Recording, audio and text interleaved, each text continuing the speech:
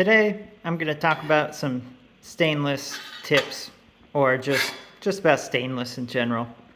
So I just welded these. I was running 175 amps, really probably 140, 150, 332 tungsten sharpened, number 7 or number 8 cup, probably 18 CFH, something like that. Anyways, so this is the first weld I did.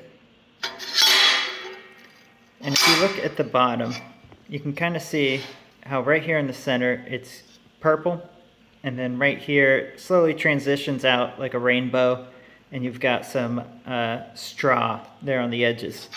And if you look here, you can see kind of the same deal. You got purple here in the middle, straw on the edges. And the reason is you get your coloring based off of the temperature that the stainless is as it leaves gas coverage.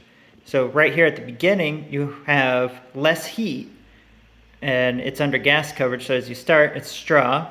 Then, because the heat's all in here, the gas doesn't cover it long enough because it's still hot, and that's why it's more purple there. And then at the end, after you stop, your gas is still flowing on it after you're done welding, so it cools off more and you get that straw color. Here, you can see it's mostly straw, a little bit purple there. That's because I put the chill block back here, so even though I welded this after this helped suck some of the heat out.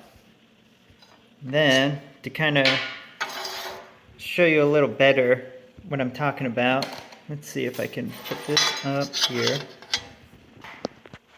and maybe zoom in. Yeah. So you'll be able to see this.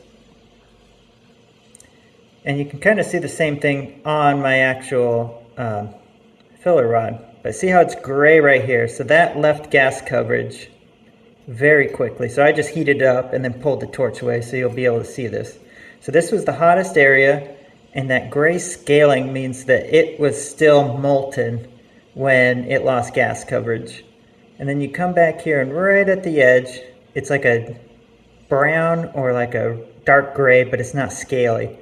That is the limit basically of being able to weld stainless before it chars out like this and you lose a bunch of its stainless capabilities.